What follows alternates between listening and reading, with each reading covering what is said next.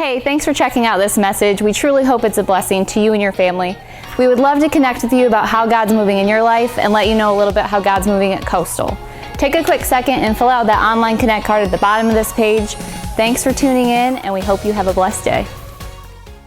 Welcome again to Coastal Community Church. My name is Ryan, and I have the privilege of kicking us off into another week of summer reading. And also, if you're watching online, thanks for tuning in. If you're watching later this evening, thanks for tuning in. This is a great book. If you haven't got a chance to read it, make sure you grab a copy. It is I Declare War by Levi, Lusko. One of the taglines for the book is get out of your own way. Right? And so it's basically all about taking control of your life, of your own personal life, and waging a war within yourself.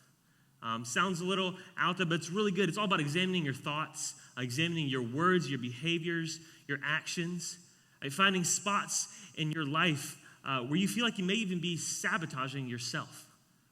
Right? And then not only figuring out where those spots are, but figuring out how to overcome them and actually live the life that God had designed for you to live.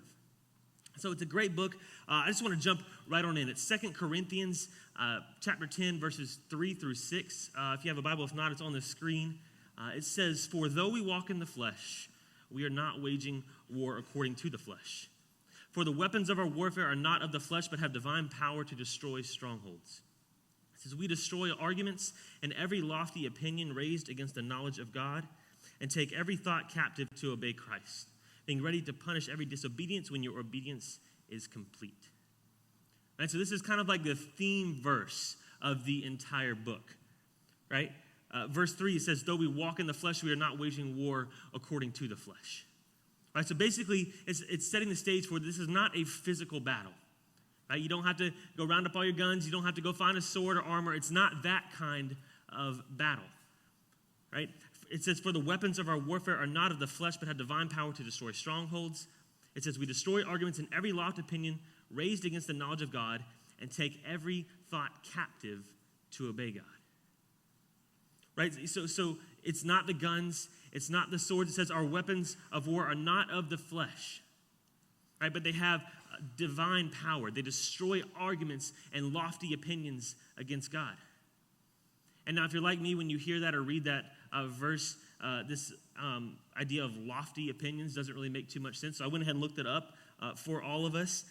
In the original Greek, it is a word referring to, of course, height, lofty height. But when you look at it as the figurative extension of the word, it means an exaggerated evaluation of what one is or of what one has done. And then in parentheses, it says conceited. Right, conceited. Another translation of the verse says that they destroy every proud obstacle against God. And then it finishes out and it said, "And they take every thought captive to obey Christ." So there it is right there. It's our thoughts. Right? This idea of taking thoughts captive. Our thoughts are actually the weapon that he's talking about. Right? You can't miss the imagery here. The Apostle Paul is painting this picture. It's like a stronghold or a fort being breached, and everyone that's taking or sheltering behind the walls are being taken captive. And so Paul's purpose is not only to demolish the false arguments, right, but also to bring everybody's thoughts under the umbrella of Christ. And if you look at another part of Romans, we see the Apostle Paul, his actual calling as an apostle was to bring about the obedience of faith, right, among all nations. Right, no matter what war is being fought, no matter what's going on in people's life, to bring about the obedience of faith. And so this whole passage that this book is based off of is painting a picture of this battle. That's why the book is called I Declare War. It's a real war that's happening. It's this whole military metaphor that applies to our life. Right? The strongholds, the lofty opinions, the proud obstacles, basically they're all representations of intellectual arguments, right, or reasonings that we as human beings, right, ourselves, we bring forward to go against the gospel, right, to oppose God's word. And so that's what I want to kind of talk about a little this morning. How do we control these thoughts? Right? How do we use these non-physical weapons that God has given us to better our lives, but then also to further God's kingdom. So that's the point of this morning. And so to kick us off, my question for you is, how many of you on a daily basis, you feel like there's some part or element or aspect of your life that you feel stuck in? Right? You feel like you're maybe in a hole, a pit when it comes to this aspect of your life. And I'm not really talking about like things that are kind of out of your control. Like I'm not talking about like, oh, my relationship stinks, or that's in your control, but outside of yourself. Like my job stinks, my friend stinks, not that kind of stuff. Right? What is it about you personally, inside of you, that you feel stuck in? Like what about you can you not change? Like for me, I think my constant battle is more about control, right? Like the idea of not being able to control every aspect of my life, or not being able to control each and every little thing that happens or how my life is going to go. Right? I kind of struggle with the idea of God controlling absolutely everything and me having no say in it. So whatever it is for you, there are things about yourself where not only do you see yourself becoming more and more, right, like this aspect of your life that you don't want to happen to you, right, but you're not able to stop it. Right? Either you're not able to stop it, or frankly, you just don't really care enough about it to stop it. And it could be anything. Right? Maybe for you, it's ungratefulness. Maybe it's trust issues. Maybe it's an unwillingness to love. Whatever it is, we see ourselves becoming more and more like this, but we're not able to stop it. And really, it's our own doing. We're continuing down the same road that's just going to lead us even deeper and deeper into the pit. In his book, Levi Lusko calls it slipping slowly into a version of me that I don't want to be. How many of you that hits the nail right on the head this morning? Right? And what happens is you see yourself going more down this pit, and then finally you're in the pit.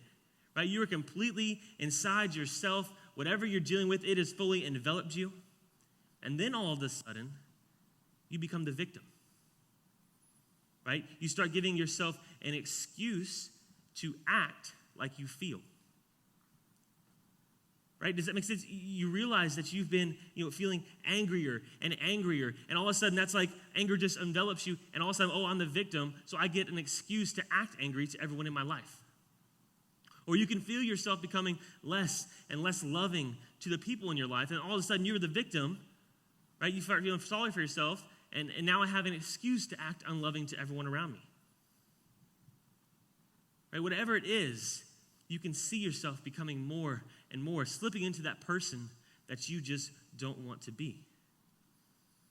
Right? And when you become it, you have that excuse. Now, it's just who I am. There's nothing I can do. This is just me. You become the victim. This is just how I am. Right? I think one of the ideas, principles that I hear more than anything in society today is this idea of authenticity. Right? It's like I just have to be me. I just have to be real. How many times do you hear someone like say or do something that you find either like rude or just dumb, and they're like, oh, I'm just being me? I'm like, oh, that's kind of sad, right? If that's the real you, that's pretty sad. But they just say, I can't be anyone else. I just have to be me. I have to be true to myself. And that's a true statement. And the fact that God made you specifically, he made every hair on your head. He put you and your life into the exact place that he wants you to be. Right, but then if you read the Bible, if you look at Genesis, you see there's this thing called the fall. Right, where sin entered the world, man separated themselves from God through sin, through that first bite of the apple. Right, and now our lives are no longer perfect. Right, we are no longer naturally godly, naturally holy, and more than anything else, that affects our feelings. Right, it affects our feelings. Yes, you have to be authentic. You have to be you, but you can't use that as a scapegoat. Right? That doesn't work when it comes to your feelings, and that's kind of something I want to debunk this morning. Right? This myth that our world and our society, and a lot of people that you meet today will perpetuate. Right? What if the way you think about this, what if the way you feel, like you're supposed to act how you feel, that's just you? What if the way you feel is only going to lead you further and further down that road that you're trying not to go down? right? Further and further into a pit of despair, of failure, of longing, of a lack of God. I think about it this way, marriages. Right, for those of you who are married, I know you know this, a marriage cannot survive, right? It cannot thrive if you have to feel something to do something. Right, does that make sense? That's something I want everyone to write down here this morning. You cannot thrive if you have to feel something to do something. I mean, truly think about that. In life, you cannot thrive if you have to feel something to do something. Right, your walk with God. If you have to feel like sitting down to read your Bible every single time you're supposed to, it's not going to happen. Right, how about eating healthy and exercising? Right, if you have to have a desire to eat a bunch of tasteless green stuff, and you have to have a desire to like do these weird body motions and elevate your heart rate to a point you feel like you're going to keel over and die, right, to be healthy, we're all going to be 500 pounds. Right? If you had to have a desire to like, man, I really want to go and I want to sit in this tiny little office for 8 to 9 hours today. Or I really want to, deal with some annoying people on the phone today. Or how about, like getting yelled at by my boss? That would really hit the spot for me today. If you had to have those feelings to go to work, you'd all be broke. Right? You can't have to have a feeling to do something to actually do it. Back to this idea of marriage. Ephesians 5:25. It says, husbands, love your wives as Christ loved the church and gave himself up for her. All right, one more time. Husbands, love your wives as Christ loved the church and gave himself up for her. He doesn't say, if you feel like it, love your wife and give yourself up for her. He doesn't say, if you feel like doing this, go ahead and do it. He says, do it anyway. God's saying, who cares how you feel? Love your wife anyway. Right? God shows us that love is sometimes a verb, not a noun. And what's so cool about God and all his all-knowing wisdom, he made it so that obedience, right, obedience to what he says to do will actually bring about the feelings that you want. Right, husbands, love your wives. Well, I don't feel like it. Well, how about you do it anyway, right? Go ahead and love your wife and then come back and tell me how you feel after you've done it. Or how about worship on a Sunday morning? A lot of people, myself included, sometimes you're just like, I'm just not feeling it. Right? I'm not feeling the song. I'm not feeling the lights. I'm just not feeling worshiping this morning. How about you worship God because he's worthy of your worship and your praise, and then after you've done it, come back and tell us how you feel. Right? Because through obedience, true feelings come about. Through obedience, true feelings come about. I mean, if you think about it in relationships, whether married or dating, or maybe even like a parent-child relationship, what means more to you? Right? Is it when you see the other person doing something you asked them to do, but you know they already would do it anyway, like they want to do it? Or is it when you ask them to do something you know they don't want to do, but they still do it anyway? In a marriage, maybe it's, it's guys doing a certain job around, the husband's doing a certain job around the house, or watching a certain movie or a certain TV show, and your wife knows you don't want to do it, but you do it anyway because you love her. It's a small act of love. How much more do you think that means to her? Or how about if it's a parent and a child? What do you think means more to the parent? Right? Is it when you ask your child to do something that you know they're going to do anyway, that they actually kind of want to do, maybe go see a movie with you or do something like that, and you know they would want to do it anyway? Does that mean more? Or is it when you go ask them to clean their room, and you know they don't want to do it, but they jump right on it and do it happily? What do you think means more to the parent? I haven't found this out yet. I ask my 8-month-old all the time. I'm like, we're sitting on the couch, the remote's right there. I'm like, just hand me the remote. I would really appreciate it. She smiles and talks gibberish. I don't know what she's doing. But still, I'll get there one day. But, back to it. In the same way that it means more to the parent when they see their kid doing something that they know they don't want to be or want to be doing, it means the same to your Father in heaven. Right? When he sees you worshiping, even though he knows you're not feeling it, it means that much more. Or how about when you don't feel like sitting down to spend time with 10 minutes with him and quiet each morning, but you do it anyway? Or how about big picture? How about when you're obedient to his calling on your life, even though it's not something that you would have picked for yourself anyway. Right? How much do you think that means to him? When you're obedient, right, that's when you're truly winning this battle that we're talking about. The book's called I Declare War. That's when you are winning the war inside of yourself. I mean, that sounds good, but in all honesty, that's one of probably the toughest things that we have to do. Right? Because there's these areas, these problem areas of our life where we choose to not always obey. Right? Where we choose to just operate in our feelings. They're almost like weak spots. Right? They're weak spots in our life where we struggle to be obedient, but it's almost a double whammy because not only are they weak spots, they're almost like blind spots. Right? Not only are we weak and we fall into temptation here, but half the time we don't even see ourselves falling into temptation because we're blind to these areas of our lives.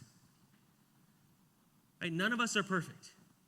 Right? We gave that up a long time ago, but the challenge is to be obedient in as much as possible in an attempt to overcome these specific areas of our life.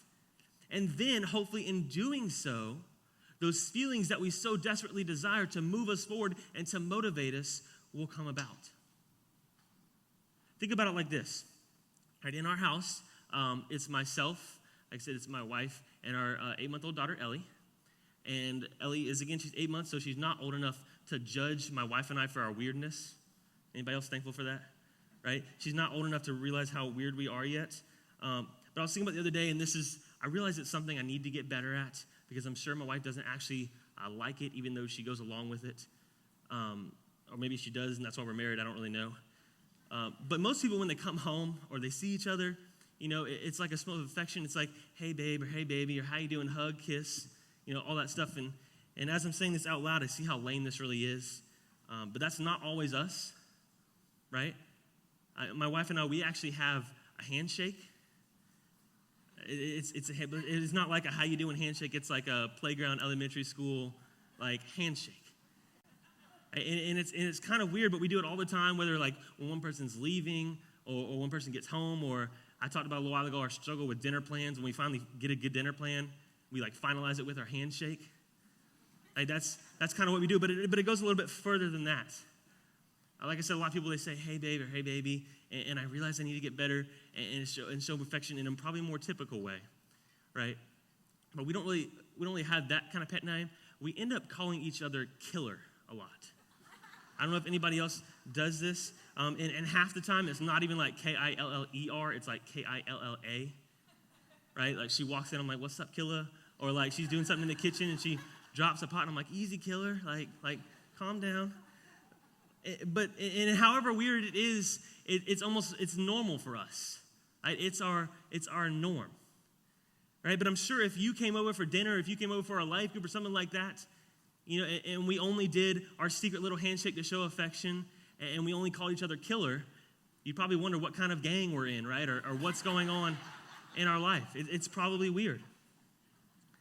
But it's a blind spot for us. And I know it's not the best example on the seriousness front of it. But I'd be willing to bet there are some areas of your life that you've tolerated for so long that you're blind to them. Right? That you can't see that they're actually like inhibiting your growth throughout your life. Right? Does that make sense? I mean, we're talking about winning the battle within ourselves, overcoming our weaknesses, our blind spots, figuring out how to access God's strength and wisdom to overcome them. And that's the struggle that we go through every day. Right? I'd be willing to bet it's probably tougher for most of us to overcome things about ourselves than it is to overcome things about others. Like when it comes to something that it's probably really easy to tell everybody else in the world what to do. Right? But when it comes to figuring yourself out, understanding yourself, understanding your strengths and your weaknesses, and not only managing them, but submitting them and the entirety of your life over to God, that's when it gets tough. It really goes back to the idea of feelings, right? Being able to overcome how you feel in the moment in order to do what's right, not only for you, not only for the people in your life, but to do right by God. Right? That's what this world struggles. That's what everybody's so into their feelings, and I think that's why there's such a big divide in our world today. It's because of no one can control their feelings. And honestly, I've never seen this more than at a college football game. If you've ever been there, you know, like I went to Clemson. I graduated from Clemson. So it was 4 years of college football, didn't miss a home game. I've never seen anything like people not being able to control their feelings except for like the Clemson-Carolina game weekend. Like that was just crazy. I remember going one year, and these people were going, adults were going at it so hard. I thought, number one, if there's any kid within a 50-foot radius, right, they're going to learn word combinations that no human should ever know. And then secondly, like this is Saturday. It's Saturday night in the South. I know these fools are going to try and go to church in the morning, and God is going to strike them down right there because it was that bad. Right? People could not control their feelings. And maybe that's you this morning. If you think about it, like, yeah, you can feel this way, right? You can feel that way. You can feel mad. You can feel pissed off. You can feel anything. You can feel disappointment. You can feel fear. You can feel desire. But you don't have to act on it. Right? How many times does acting on it actually get you what you want? And not only does it really not get us what we want, it actually takes us further and further away from what we actually need. It's another one of those double whammies. It's all about control. It's about controlling our feelings, controlling our emotions, our actions, our words. That's how we win the battle within ourselves. But I've already pointed out, that none of us are perfect. None of us has the power to control all situations at all times. The only way we can control ourselves to the point of living the life that God has called us to live is to submit to Him. We can only gain control by giving up control to God. We can only gain control by giving up control to God. I love how Proverbs 14:12 says it. It says, there is a way that seems right to man, but its end is the way to death. Pretty simple, right? Stick to your own way, your own understanding, your own feelings, and die, or submit it all to God and live. And so this battle, like this constant war between our own feelings, our own desires, our own motivations, right? Versus handling them all over to God and saying, I can't do it on my own. Right, we're all in this war whether we want to be or not, whether we want to admit it or not. We're all in this war. And what really stinks is it's not even just one war. If you actually think about it, there's like 3 different wars that we are in at all times. Right? 3 different enemies. We are in a war with the devil, number 1. We're in a war with the devil, who wants nothing more than to just outright destroy us. Number 2, we're in a war with the world. We're in a war with the world who wants nothing more than for us to conform to its ways. And then number 3, we're in a war with ourselves. The devil, the world, and ourselves. And the first 2, those are kind of more of I'm not saying the easy ones, but those are the ones that we can see coming. Right? Those are the ones that are more obvious to ourselves. Right? We know that the devil wants to destroy us. We know that the world wants us to oppose God and His ways. But with the war with ourselves, that just doesn't make any kind of sense. Right? It didn't make any sense back in biblical times either. The Apostle Paul even talked about it in Romans. Starting in Romans 7:15, he said, for I do not understand my own actions. That's like the mic drop moment right there. That's all you need to know. The Apostle Paul, perhaps the greatest apostle ever, right, author of most of the New Testament, had no idea what he was doing. He says, I don't know why I do these things. I don't know why I fight with my wife. I don't know why I ignore my kids. I don't know why I treat people like this or give in to my selfish desires. He says, I don't know why I let the devil and this world have more of a stronghold over me than I let God. I don't know. And that's a lot of us this morning. He keeps going. He says, for I do not do what I want, but I do the very thing I hate. Now, if I do what I do not want, I agree with the law. That is good. So now it is no longer I who do it, but sin that dwells within me. For I know that nothing good dwells in me, that is in my flesh. For I have the desire to do what is right, but not the ability to carry it out. He says, for I do not do the good I want, but the evil I do not want is what I keep on doing. Now if I do what I do not want, it is no longer I who do it, but sin that dwells within me. I had to practice that one. That one was tough. Right? But what does that even mean? And I think the fact that we don't know what it means is the point. You know what I'm saying? We don't know why we do what we do. But verse 18, it hits so hard. It says, "For I know that nothing good dwells in me that is in my flesh." That's a tough thing to come to terms with. Honestly, I think a lot of people in their lives will never get to the point of understanding that. Understanding that you are your own worst enemy. Right? We try to blame it on the devil. We try to blame it on the world. We try to blame it on the people and society and everything else around us. If you get to read the book, Levi Lusko clearly lists out the 3 biggest problems that we face. The 3 things that hold us back the most. You got to write these down, okay? The first one is me. The second one is myself. And the third one is I. Those are the 3 things in your life that are going to hold you back the most. Your biggest problems. But then here's what we do. When we start to get even the faintest, just the slightest hint that this may be true, that we might actually be our own worst enemy, we begin to rationalize. Right? We begin to rationalize why we do it all. You know, you say, I know I'm this way, but if you'd only known what I've been through, if you'd only see what I went through, you'd see why I'm this way. Or if you'd only seen what I've gone through, how far I've come. If you see all the stuff I didn't do, then you'd see how it's not that bad. Right? We make ourselves the victim in the story. Or how about this, right? Yeah, I'm like this, but have you seen that person? Anybody else do that? Right? I'm not that bad. Have you seen how much worse they are than me? Look what they did. Look how they act. We make ourselves feel okay by finding that one person that we think is worse than we are. Right? Like, I don't have emotional issues. Have you seen my mom? Or I'm not an alcoholic. Have you seen my dad? Have you seen Billy and Susan's marriage? Theirs is way worse than ours. We all do it. We rationalize our own shortcomings by comparing ourselves to the perceived worst part of others. We rationalize our own shortcomings by comparing ourselves to the perceived worst part of others. That's almost just like second nature to us. It's just our natural response to things. We are sinful people, and we don't want to be called out on our stuff. Right? But by doing what we said earlier, by submitting everything to God, by handing it all over to Him, we release ourselves from this struggle. Right? If at one point in our life we say, God, I can't do this on my own, I'm not strong enough, I'm not smart enough, I don't have enough control over my life, we essentially release ourselves from ourselves. Right? With this realization and this clarity, by echoing the Apostle Paul in Romans and saying, I don't know what I'm doing, we allow God to take over. And we don't have to know what we're doing because we know He does.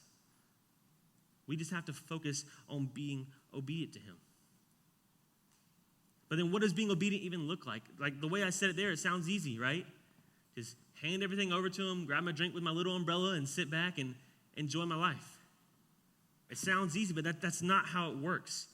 Like once you make the decision to become obedient, once you've made the proclamation to give it all over to God, that's when the war really starts to kick in. Right? We don't get to just sit back and do nothing. We have to fight through everything that's still going to be attempting us or attempting to stop us from being obedient to God. Once you've made that proclamation, I've chosen to trust God, all these enemies that we talked about, the devil, the world, yourself, everything's going to kick it up a notch. Right? It's go time, now or never for them. Life's going to get harder. And just when it seems like it's going to be too tough, right? When it seems like it was actually easier before you decided to trust God, that's when you can actually sit back and realize, oh wait, I've now got God to rely on. All these things that are dragging me down, right? All these things that make my life so tough, that make me miserable. Here, God, just take them. Right? That's literally why He came to earth, to shoulder the burden, the weight of everything that you have going on in your life. That's literally what the cross is all about. Right? Him taking the punishment for you and for me. That's why we're not only able to wage this war, but to actually win it. And so what do you have to do to fight the battle? What do you actually have to do yourself physically to fight this battle? If you look at battles throughout history, there are a few different key elements to battles that really separate the victors from those defeated. One of my favorite historical figures is Francis Marion. Many who grew up in South Carolina have a little bit of knowledge of history. know who I'm talking about, or maybe you have no idea about history, but you've walked down King Street and you've seen the Francis Marion Hotel, right? This is the guy I'm talking about. He was a captain who became a general in the American Revolution. And he was actually, one of the things he was most known for was his strategy, right? His strategy, his strategic positioning of his troops, who were almost always greatly outnumbered, led to him being one of the most devastating forces throughout the war. Right? Instead of him just meeting like a superior army out on the field as was custom, he would actually use the topography, the landscape that he knew really well to strategically position his smaller number of troops in a way that would actually give him the advantage, that would allow him to win. And because of this, he became extremely successful in all these different situations and battles that he should have lost.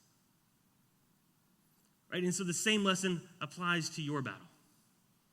What can you do specifically to put yourself in a position to win the battle within yourself? Because God can only do so much when it comes to your battle. If you're not in a position to allow him to fight for you, when you say, here, God, take it all, it really loses a lot of its significance. And so just real quickly as we finish up, I want to give you 3 practical steps that you can take away and kind of begin to position yourself to allow God to fight for you. The first thing you can do is to control the high ground. Right? Continuing with the whole battle metaphor we're going, controlling the high ground. If you remember back in 2 Corinthians, the passage in chapter 10, we talked about lofty opinions, high opinions, your thoughts, right? Basically, control the high ground is control your thoughts. That's what Paul was saying when he said to destroy arguments, to destroy lofty opinions, to destroy proud obstacles. Take every thought captive. Guys, he's not talking about the people around you. I know that's our tendency to say, oh, he's talking about them. Right? He's talking about you. Take your own thoughts captive. Destroy your own arguments. Destroy your own validations. Destroy your own rationalizations that you come up with as a way to act how you feel.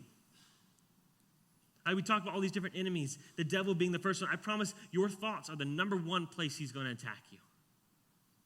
The first place the devil's going to attack you is in your thoughts. So control the high ground. Right? When we talk about Francis Marion, strategic positioning. The high ground is always important in battle. Your thoughts are your high ground. Proud obstacles that Paul talked about, they literally refer to every high thing lifted up. So many of our own obstacles are born out of our insecurities. Right? Our own obstacles are born out of our own insecurities, but by claiming the high ground, we actually remember our worth is found not only in the world, but in the identity given to us by Jesus Christ when he adopted us as his sons and his daughters. So you claim your thoughts. The second practical thing you can do is to speak up.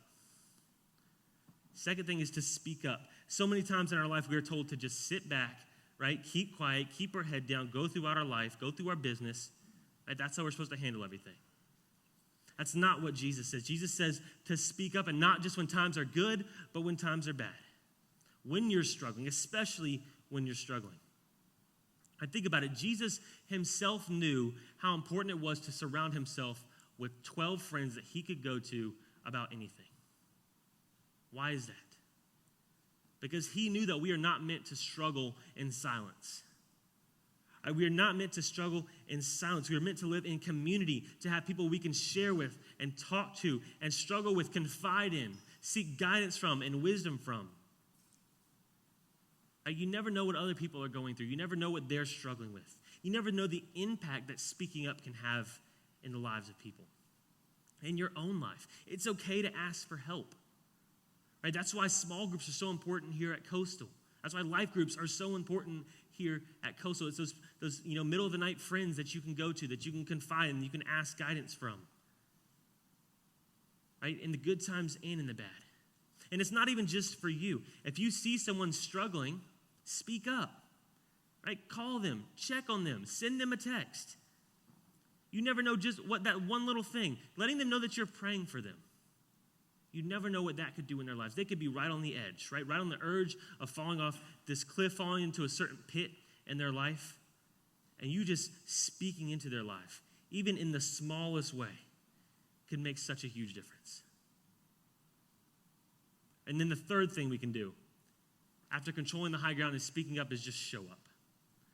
Show up in all things, right? Keep showing up in all things. Show up to church. Show up to life groups. Show up to serve. Show up in your marriage. Show up in your relationships with your family, at your job.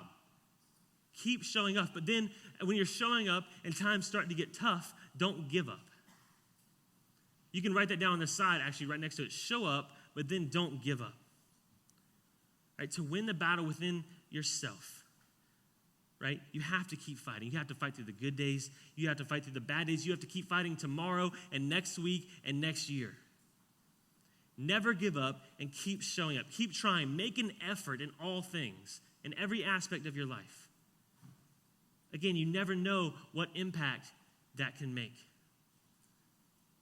You can't stop fighting because you don't know what it's going to do for somebody else. Think about how many people had to win their own battle to be able to influence your life so that you're here today and you can win your own. You have to keep fighting. You have to keep showing up. And then maybe one day we'll get to see the fruits of all the labor that we went through. When we kept controlling our high grounds and we kept speaking up and we kept showing up, we get to work and allow God to work on our behalf. And so let's pray for that this morning. God, we thank you for the opportunity, for just even the ability to wage this war within ourselves. God, first off, allow every single person in this room, every one of us, to realize that we are in a war. Right? That even when we don't want to admit it and we think things are going so well in our lives, we are still fighting a battle, and not even one or two, but 3 different battles. And God, don't help us not to be scared of that, but to rely on you and your wisdom and your grace and your strength. And God, when it does seem like everything is getting too heavy for us, and we're not able to control our thoughts in the way that we want to, or our actions, or our feelings, help us to echo the Apostle Paul and admit that I don't know what I'm doing, and then hand it all over to you. Help us to do that. So I know that's going to be tough. That's tough for every single one of us to give up control. But help us to take that next step. That's one that every single one of us can make in some area of our life when we feel like we are in the pit, to just give it all over to you. God, help us with that this morning. Help us to realize that we have to control ourselves and we have to speak up, but we have to keep showing up. We have to keep fighting this battle because it's not even just for us. It's for every single person in our lives, every single person that you put us into contact with. We never know the impact that one little thing, just us controlling our feelings or saying the right words or doing the right things in our life, we don't know what that could do for someone else. And even though we don't see it on a daily basis, we could be affecting just so many people around us, bringing them to know you by the way we act and control our feelings and the things we say. So God, help us to put our faith in you and to just submit it all. And God, there's probably some people who this morning who haven't had a chance to do that yet. If you are here this morning, if you haven't gotten a chance to submit it all over to God, but you realize that you are in a pit and you can't get out unless you use him, unless you submit it all, you can just pray this prayer this morning. And say, Father God, thank you for the cross. Thank you for sending your son to take the burden and the weight of every single thing that I could not handle. Even though I brought it all on myself, thank you for loving me so much that you sent your son to die and pay the punishment that we could never. And I'm ready to now submit everything over to you. I'm ready to get out of all these pits in my life. Recognize that I am in a battle, but you are fighting for me. I'm ready to do that all today, God. I'm ready to come home to you. We thank you for everything, God. It's in your name we pray.